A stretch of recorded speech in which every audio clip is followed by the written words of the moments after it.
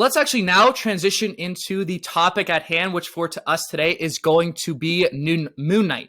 So Moon Knight is going to be a 6-episode series, as we've seen with some of the other Marvel projects that come to Disney+. This will be arriving March 30th, which is 2 days prior to Morbius coming out as well. So there's a lot of material that is going to be dropped very soon. Very, very excited about that. And this is going to be a new character. So as Matt alluded to in the last video, which is a trailer reaction to Miss Marvel, which we'll be sure to post, Matt was discussing some of the new characters that are going to be coming to the big screen, those that we have not seen before. So we really do not know a whole lot about these origins, and it gives Marvel I'd say a lot of creative freedom to do what they will with the different origins and their certain arcs. So that is going to be very exciting. Really something we have not seen, I'd say, since like Iron Man way back in 2008, because this is really the start to a new era with Sony being merged with Disney now. So it opens up a lot of different possibilities. And so I think it is going to be important to discuss a little bit about his story, because it's going to, I think, be very helpful to gain a general understanding going into this show. So we will cover Moon Knight's origin, and that's going to be who he is, and that is how we'll kind of transition into this segment here. So kind of before going on, Matt, do you have any thoughts about the whole Moon Knight series arriving very soon? I'm fucking hype, man. I'm hype. That is exactly the type of reaction I'm sure Feige wanted. We might have our first Jewish superhero in the MCU. I just realized. Or have to. I don't know. Do you know about his mom? Well, we can get into that in a second. Okay. You can probably talk more about that than I can there. So let's go into Moon Knight himself. So in the comics, Moon Knight made his first debut in 1975 in a Werewolf by Night series, and he had a few other guest appearances in Spider-Man, The Defenders as well, before getting his own series in 1980 from there. And so there have been a number of comparisons as well between Moon Knight and Batman, and I kind of see him as the rated R version of Batman, kind of on the Marvel side. He's more closely related to the Punisher. But regardless, it is really the badass that I've been hoping for the longest time. We kind of got a little of that introduction with Ronan back in Endgame in the most recent Hawkeye series. I think it's absolutely necessary to have a little break from the wholehearted good characters that we've seen in the MCU and to transition into this dark, really vigilante anti-hero that is now coming to the big screen. And so I think with that, let's move into a little bit about the character, who Moon Knight is. So Moon Knight's real name and identity is that of Mark Spector. So Mark is a Chicago native, and he trained most of his life to be a heavyweight boxer, and eventually he does transition into becoming a Marine. Now, after a series of different incidents within the Marines, he is discharged, works for the CIA at some point, and then ultimately he becomes a soldier for hire, also known as a mercenary. So, right off the bat, would it be very cool to have someone like Mark Spector team up with Ryan Reynolds' Deadpool? I think abso-fucking-lutely, because the one is absolutely silent as Moon Knight. The other one, Deadpool, is a, merc with a mouth. So that would be an absolute, just an amazing team up, because both of them are kind of like the rated R versions of these heroes. Now, aside from that, kind of moving over into that mercenary career, he does befriend a French pilot that he goes by the nickname of Frenchie. I don't really think we will see him, but one of the other things to note about Mark that we're definitely going to see is his split personality disorder, also known as dissociative identity disorder. And so it's kind of like unclear as to when this does develop, whether it's as a kid or whether it's after he becomes Moon Knight, but regardless, he has it, and we are going to see that here. So, moving into more about him as a mercenary. So, Mark takes a job in Africa working for a mercenary by the name of Raoul Bushman, and this is someone who's most likely going to be seen. We have not seen him in the trailer quite yet, but he is very important because this is the mission that he goes on in Africa with Bushman and Frenchie that leads him to becoming Moon Knight.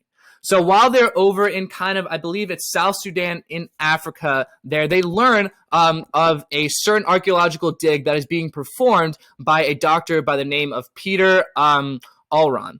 And his daughter, Marlene, is also there to accompany his father along with kind of that little mission that they have going on. So learning of this, they decide to go to South Sudan and kind of to gather the gold for themselves and to steal the treasure. But there is this chance that Bushman was going to try to steal a lot of that and, melt the gold, whatever it may be, for his own personal benefits. The doctor, Alron, was not a fan of that. He decided to try to rebel against them. Did not go well for him. He was killed by Bushmen, and then the village was also slaughtered by Bushmen as well in his group. And that is whenever Mark decided that this was not the opportunity he was, in fact, signed up for. He decided to try to fight Bushmen himself and was eventually knocked out cold and left in the cold desert with Marlene and Alron's crew to fend for themselves with no food or water. After that point, he was brought into that one temple, to the Egyptian temple where the dig was being performed, and left on the footsteps of the Egyptian god Khonshu, to his shrine, basically, from there. After thinking he was dead, he eventually did regain some consciousness, and because of that, it was later revealed that he was kind of revived by the Egyptian god Khonshu, in exchange for Khonshu needing Mark really serving as his avatar to perform his own services. And from that moment on, he donned the identity as Moon Knight. So that is kind of a little bit of background about him and how he was revived by Khonshu. So, Nat, how does do you have any questions from that? Does that kind of help understand a good amount of things? How do I do with explaining that? That was silky smooth. Silky smooth. Slowly getting better and better at this. I'd be curious to know how accurate the portrayal of Egyptian culture is in both the comic book and soon to be the series. Yeah, because the last thing we really have with any types of the gods is with Thor from the first movie, and there was the book on Thor, Loki, and that's really all we saw. But no one really kind of worship them. There's going to be some worshiping, as it looks like there's going to be a cult within this series and all. But I think before we get to that, because that's probably going to be part of the trailer itself, I'll continue with a little bit more about his origin. And kind of going back whenever he dons the identity as Moon Knight. There are a few other identities that help out with him. So as I did mention, he does suffer from dissociative identity disorder. So there are two other identities that are a part of him. They're not necessarily fake. They are a part of him, and they do help him out with kind of this new form of crime fighting. And that is of the millionaire playboy, Stephen Grant, who is definitely, he's very wealthy. So he's able to kind of help, I'd say, fund a lot of the different missions, whether it's going international or somewhere else. He's able to travel because of the money that Stephen Grant has.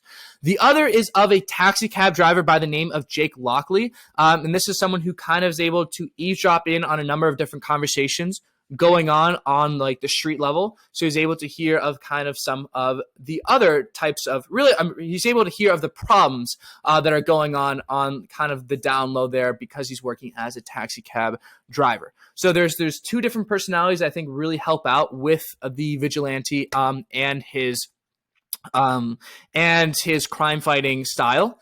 And finally, I think the last one to mention, and this was someone we do see in the trailer, is Mr. Knight. Now, Mr. Knight is, again, kind of similar. This whole Moon Knight identity is very similar to Batman, but I think Mr. Knight is the coolest because he's the one that we see that is just dressed in kind of this white cloth that goes right over his head. It's not a hood. It's just a different mask, just a white mask, and he dresses in a white suit.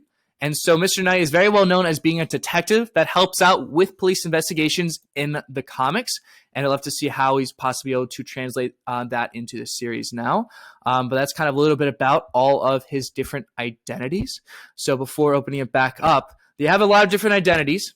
We do know of his origin now, but what are exactly his abilities that are in the comics? So as part of kind of Mark Spector's identity, he's someone that, as I said, trained to try to become a heavyweight boxer. He is also a very skilled martial artist as well.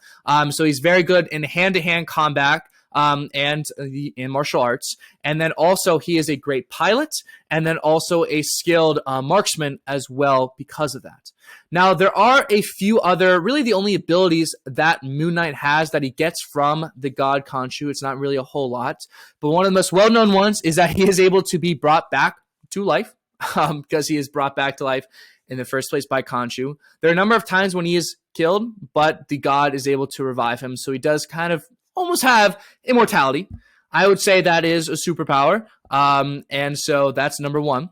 The other is kind of enhanced brain function because of having being brought back to life and sharing that personality with the Egyptian god Khonshu. He almost has a god inside his mind that is like preventing any type of like telepathic wars that are going on. So if anyone tries to enter his head, there's going to be some mental resistance there. So if Wanda tried doing something to his head like she did in, I think it was Age of Ultron, probably some resistance. As I could see, that would be the most relatable instance to the Marvel Cinematic Universe with that. We don't really have many other telepaths as of right now.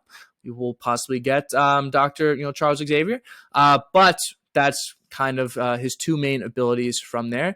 And that's really all about his origin itself. So I think from here, possibly transition into the trailer. But before we do, I do want to see if, Matt, if you have anything else to add that you've noticed from other, I don't know, theories or origins yourself that you noticed about Moon Knight's character. Yeah. I think a popular fan theory as to why he's developed a dissociative identity disorder is because he was raised by a Nazi rabbi father, which sounds a bit like an oxymoron, but I believe in the comics that he tried to kill his own son. And so you might say that could have something to do with it.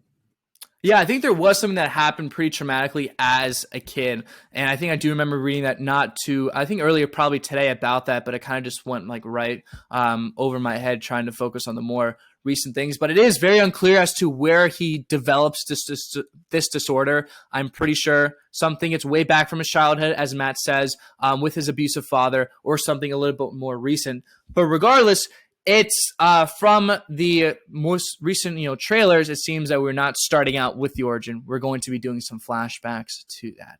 So I think with that is probably a great transition. We'll be ending this segment, and we'll now move over to and transition into the actual trailer itself, and doing a little bit more of a breakdown from there. So with that, let's snap away into the next segment, shall we?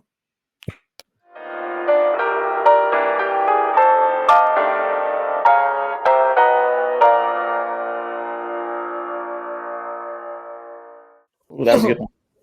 Yeah, we'll see how well that turned out.